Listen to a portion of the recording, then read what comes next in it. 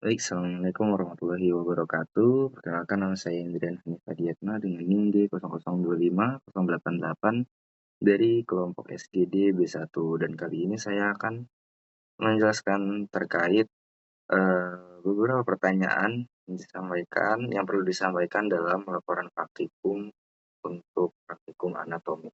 Yang pertama adalah terkait fetal circulation.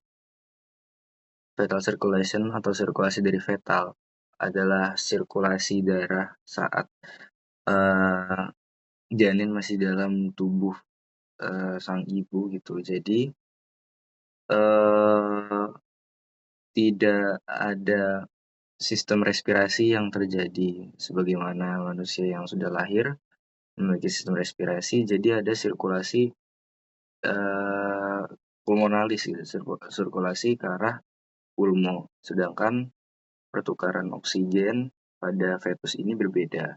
Untuk urutannya, yang pertama darah yang penuh dengan oksigen masuk lewat plasenta menuju vena umbilicalis, lalu ductus venosus, dari vena porta hepatica, lalu dari situ ke vena cava inferior, atrium dextra, lalu masuk ke foramen ovale, atrium sinistra, lalu berlanjut ke ventriculus cordis sinister, aorta, lalu sistemik ke seluruh tubuh.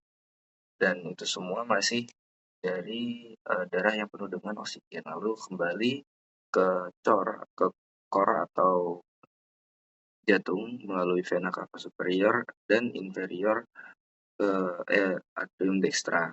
Lalu selanjutnya dilanjutkan ke ventriculus cordis dexter, lalu masuk ke ductus arteriosus, aorta descendens, arteri iliaca communis, dan juga arteri umbilicalis, dan setelah itu kembali lagi ke plasenta.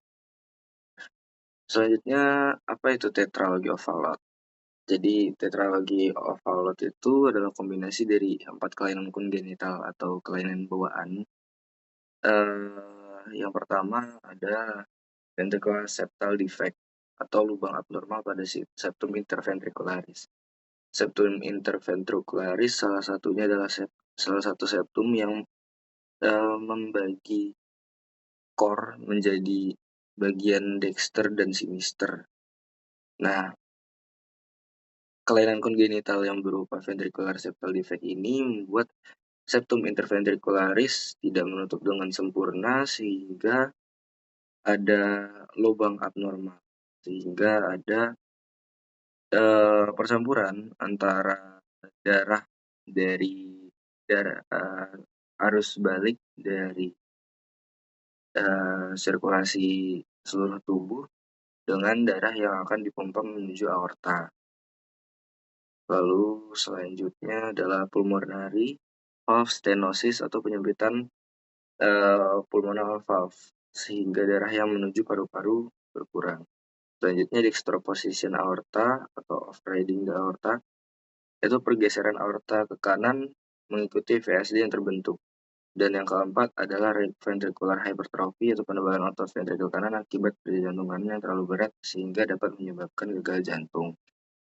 Untuk nomor 3 dan 4, dextroposition aorta atau right ventricular hypertrophy ini berkesinambungan dengan adanya VSD atau ventricular septal defect. Jadi ketika ada lubang abnormal septum interventricularis, otomatis aorta akan bergeser ke kanan mengikuti VSD dan right ventricular atau ventricle kiri kanan akan memompa dan lebih keras dari yang seharusnya ketika septum interventrikular ini tertutup sehingga terjadi hipertrofi pada ventrikel kanan atau ventriculus dextra. Selanjutnya adalah vaskularisasi dari core. Vaskularisasi ya, tentunya dari arteri dan vena. Untuk arterinya ini cabang dari aorta ascendens yang terbagi menjadi 2 koronaria, yaitu koronaria dextra dan sinistra. Untuk koronaria dextra sendiri ada ramus nodus SA yang memvaskularisasi nodus sinoatrialis. Lalu selanjutnya ada ramus marginalis dextra dan ramus interventricularis posterior. Selanjutnya untuk arteri koronaria sinistranya bercabang menjadi ramus circumflexus dan juga ramus interventricularis yang anterior. Lalu untuk vena, vena ini ada sinus yang utama adalah sinus coronarius dan yang kedua ada vena cordis minime. Untuk vena cordis minime ini muaranya di foramina venarum cavarum, sedangkan sinus coronarius itu muara dari vena cardiaca magna, vena cardiaca parva, media, dan juga posterior. Selanjutnya, terkait sinus paranasalis.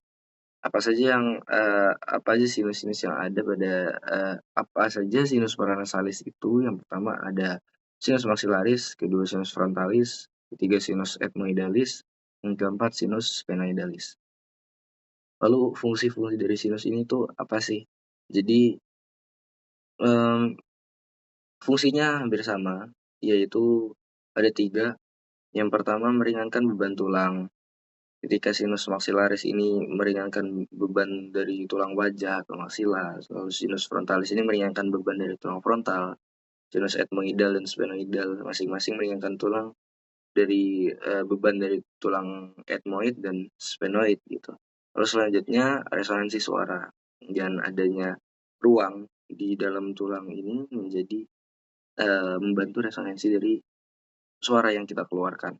Lalu yang ketiga adalah mengkondisikan udara terkait suhu udara dan juga kelembapan dari udara pada respirasi. Selanjutnya terkait meatus, nasi, dan drainase dari sinus.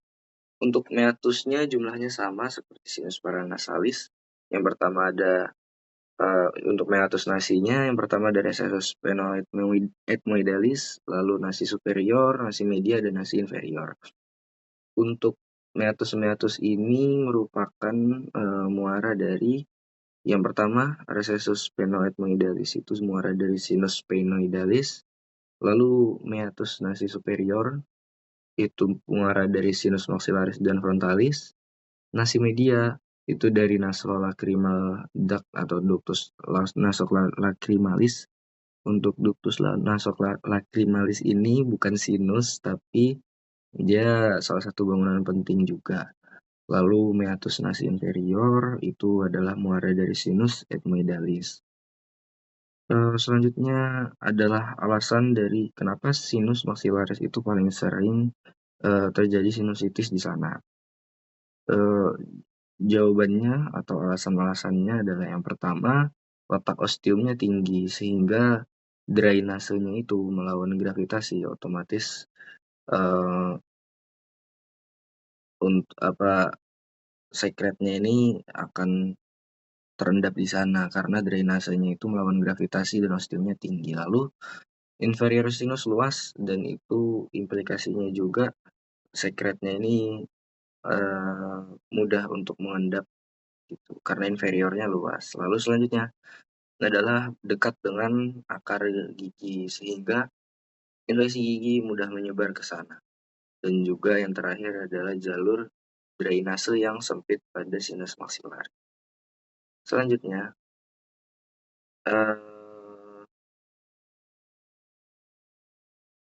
oke baik, mungkin sekian dulu dari saya. Mohon maaf jika ada salah maupun kurang.